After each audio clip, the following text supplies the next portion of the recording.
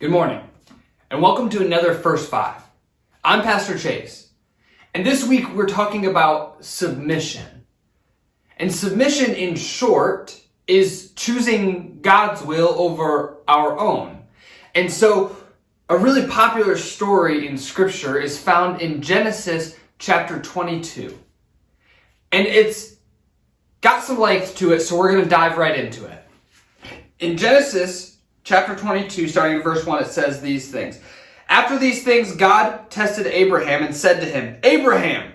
"Here I am," he answered. "Take your son," he said, "your only son Isaac, whom you love. Go to the land of Moriah and offer him there as a burnt offering on one of the mountains I will tell you about." So Abraham got up early in the morning, saddled his donkey, and took with him 2 of his young men and his son Isaac. He split wood for a burnt offering and set out to go to the place God had told him about. On the 3rd day, Abraham looked up and saw the place in the distance.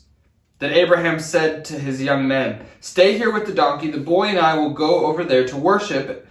Then we'll come back to you." Abraham took the wood for the burnt offering and laid it on his son Isaac. In his hand he took the fire and the knife, and the 2 of them walked on together. Then Isaac spoke to his father Abraham and said, "My father." And he replied, "Here I am, my son." Isaac said, "The fire and the wood are here, but where is the lamb for the burnt offering?" Abraham answered, "God himself will provide the lamb for the burnt offering, my son."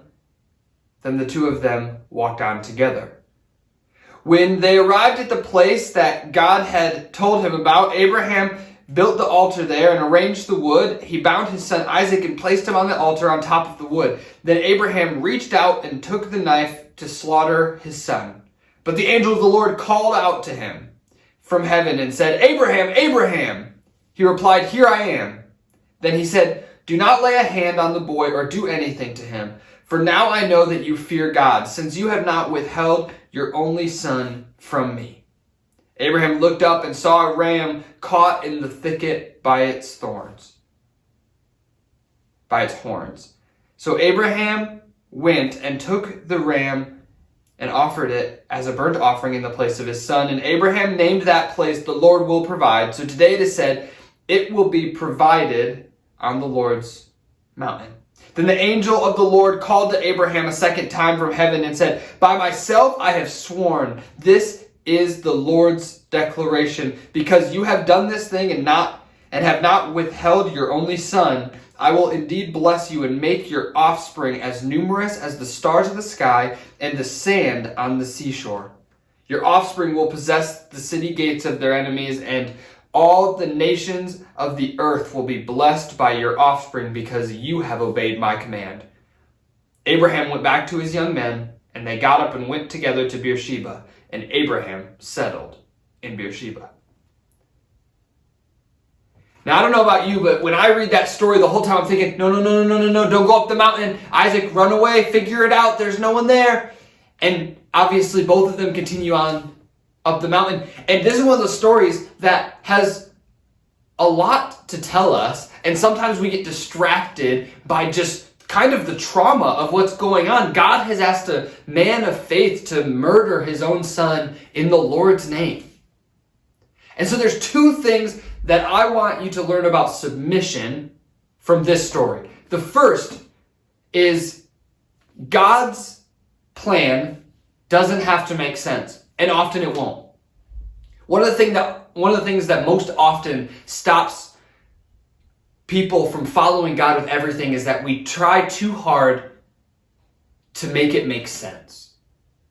We try too hard to explain the plan. God doesn't have to explain his plan to us. It's our job to submit to it and follow it with everything. So the first thing is that God's plan doesn't have to make sense. Doesn't have to make sense to us. But the second truth is just as important, if not more important, and is really the reason that we follow God, and it's that God's plan is always better than what we could plan for ourselves.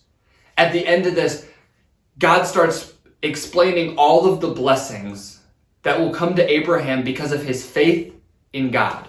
Because he proved that he was going to choose God above all else. So as you go throughout this day and you think, It's really hard to submit to God. You're right. But stop trying to make sense of it, because God's plan doesn't always make sense.